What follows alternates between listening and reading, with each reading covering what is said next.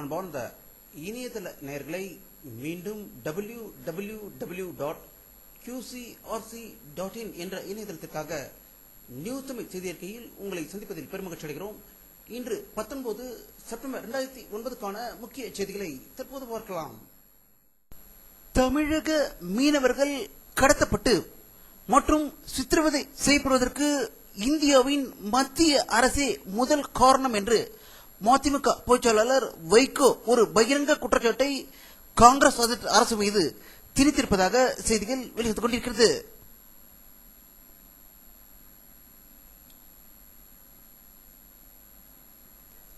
சுதந்திர போராட்ட தியாகி ரெட்டமலை சீனிவாசன் அவர்களின் நினைவு அஞ்சலி வீர வணக்க நாள் கிருஷ்ணகிரி மாவட்டத்தின் விடுதலை சிறுத்தைகள் கட்சி தலைவர் தொல் திருமாவளவன் தலைமையில் நடந்ததாகவும் அதில் பேசிய திரு தொல் திருமாவளவன் அவர்கள் எத்தனை நடிகர் கட்சிகள் தமிழகத்தில் தொடங்கினாலும் விடுதலை சிறுத்தைகளை வளர்ச்சி தடுக்க முடியாது என்று சூழலித்ததாக ஓசூரிலிருந்து தகவல்கள் வெளிவந்து கொண்டிருக்கிறது.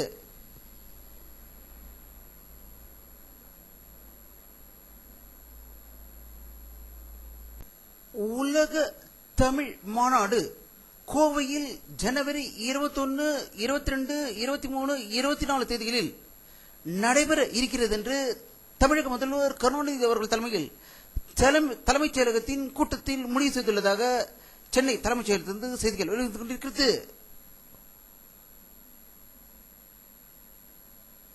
வேளாண்மை மன்ற சட்டத்தை திரும்ப பெற வேண்டும் என்று தமிழக சட்டசபை எதிர்க்கட்சி தலைவி செல்வி ஜெயலலிதா அவர்கள் அறிக்கை வெளியிட்டுள்ளதாகவும் தமிழக முதல்வர் கருணாநிதி அவர்கள் வேளாண்மை மன்ற சட்டத்தின் கருத்துக்களை தவறான தகவல்களை வெளியிட்டுக் கொண்டிருக்கிறார் என்று அவர் குற்றம் சாட்டியதாகவும் செய்திகள் வெளிவந்து கொண்டிருக்கிறது.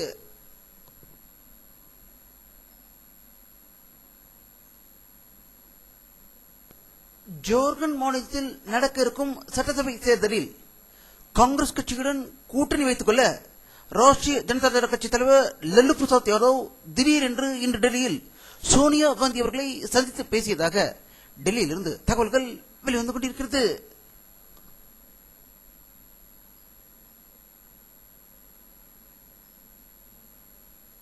இந்திய அரசின் மிக பெரிய காப்பீட்டு நிறுவனமான LIC வரும் 2010ஆம் ஆண்டு 2 லட்சம் முகவர்களை தேர்ந்தெடுக்கப் போவதாக செய்தி வெளியிட்டிருப்பதாக டெல்லியிலிருந்து தகவல்கள் வெளிவந்து கொண்டிருக்கிறது.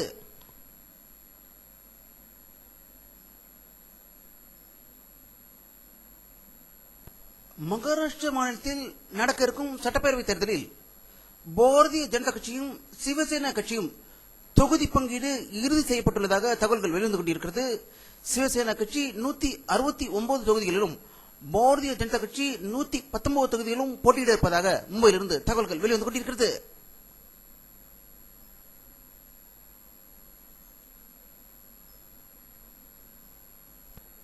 பாரத பிரதமரின் பாதுகாப்பு ஆலோசகராகவும் பஃபூனாகவும் இருக்கும் MK நாராயணன் அவர்கள் வெளியிட்டுள்ள ஒரு செய்தி அறிக்கையில் சீனா இந்தியாவை ஆக்கிரமித்துள்ளது என்ற செய்தியை ஊடகங்கள் தான் பெரிதுபடுத்தி உண்மைக்கு நேர்மாறாக செய்தி வெளியிட்டது என்றும் இதனால் இந்திய சீனா உறவு பாதிக்கப்படும் என்று இந்த பஃபூன் கூறியதாக செய்திகள் வெளிவந்து கொண்டிருக்கும் நிலையில் இந்தியாவில் பல இடங்களில் குண்டுவெடிப்பு நக்சலைட்டுகளை கொல்வது போன்ற பல காரணங்களுக்கு இந்த பஃபூன் தான் முக்கிய காரணம் என்றும் இது ஊடகத்தின் மீது இவர் தெரிவித்திருக்கும் கருத்து இந்தியாவே இந்த பஃபூனை பார்த்து சிரிக்கின்றது என்று செய்திகள் வெளிவந்து கொண்டிருக்கிறது.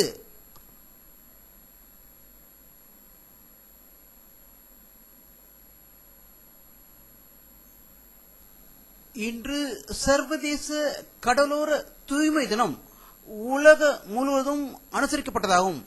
இதை முன்னிட்டு சென்னை மெரினா கடற்கரையை சுத்தப்படுத்தும் கல்லூரி மாணவிகளை இந்த படத்தில் பார்க்கலாம்.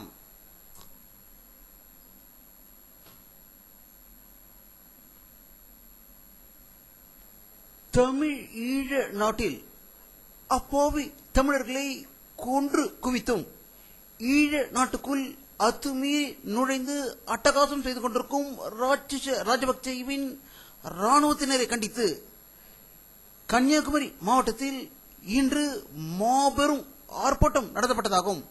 இதில் கத்தோலிக்க கிறிஸ்தவர்கள் ஆயிரக்கணக்கானோர் திரண்டு நாகர்கோவில் பார்வதிபுரத்திலிருந்து கலெக்டர் அலுவலகம் வரை பேரணி நடத்தியதாக நாகர்கோவிலிருந்து தகவல்கள் வெளிவந்து கொண்டிருக்கிறது.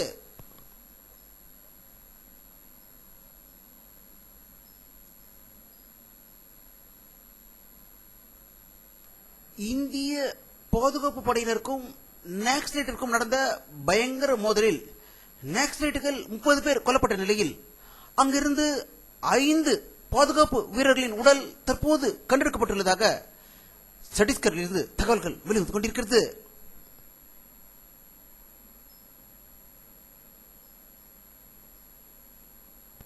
குஜராத் மாநிலத்தில் 2002ஆம் ஆண்டு நடைபெற்ற பயங்கர கலவரத்தில் 1000க்கும் மேற்பட்டோர் பலியானார்கள். இதை விசாரிக்க நானாவதி கமிஷன் அமைக்கப்பட்டிருந்தது. இந்த கமிஷன் அப்போதைய மந்திரிகளும் விஸ்வ இந்து பட்ஜெட் தலைவர்களும் பேசிய உரையாடலுக்கான டெலிபோன் உரையாடல்களை உடனடியாக அளிக்குமாறு குஜராத் முதல் மந்திரி அலுவலக ஊழியர்களுக்கு நானாவதி கமிஷன் உத்தரவிட்டுள்ளதாக அகமதாபாத்திலிருந்து தகவல்கள் வெளிவந்து கொண்டிருக்கிறது.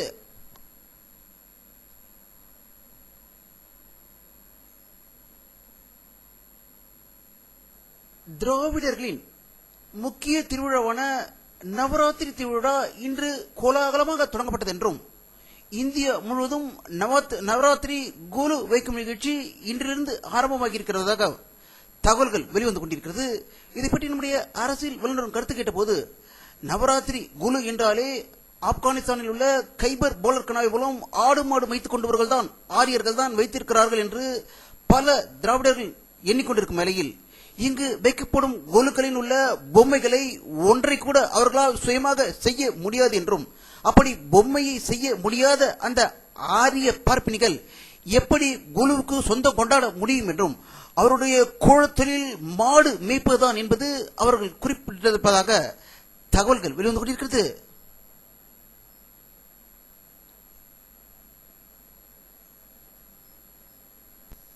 மத்திய கிழக்கிற்கான அமெரிக்க தூதர் ஜோர்ஜ் மிச்சேல் அவர்கள் இஸ்ரேலியர்கள் பாலஸ்தீனியர்களிடையே தற்போது மேற்கொண்ட மத்திய முயற்சிகள் பேச்சுவார்த்தைகள் தோல்வி அடைந்து விட்டதாகவும் இந்த முயற்சிகளில் பயன் இல்லை என்று தெரிவித்திருப்பதாக இஸ்ரேலில் இருந்து தகவல்கள் வெளிவந்து கொண்டிருக்கிறது.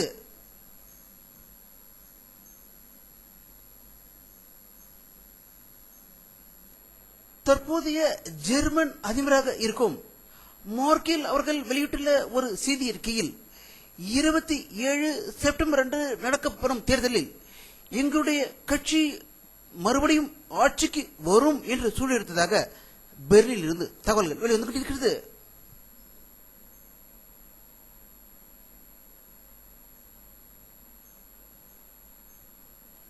இன்று சீனா இந்தோனேஷியாவில் பாலி தீவு மற்றும் பாகிஸ்தானின் சில பகுதிகளில் நிலநடுக்கம் ஏற்பட்டதாகவும் இந்தோனேஷியாவில் தான் அதிக அளவாக 6.4 பதிவாகினது என்றும் சீனாவில் 5.2 நிலநடுக்கம் பதிவானதாக பீஜிங்கில் இருந்து தகவல்கள் வெளிவந்து கொண்டிருக்கிறது.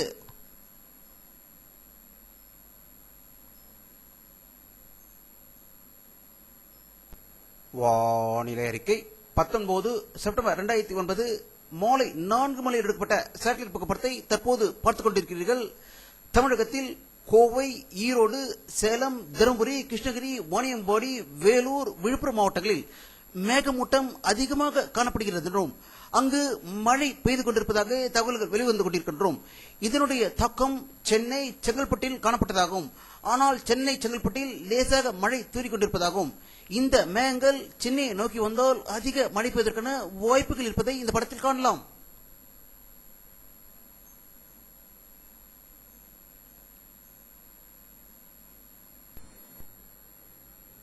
இத்துடன் இந்த செய்தி அறிக்கை நிறைவடைகிறது. மீண்டும் நியூஸ் தமிழ் செய்தி அறிக்கையில் உங்களை சந்திக்கும் வரை உங்களிடமிருந்து விடைபெறுவது உங்கள் கே பாலாஜி. நன்றி.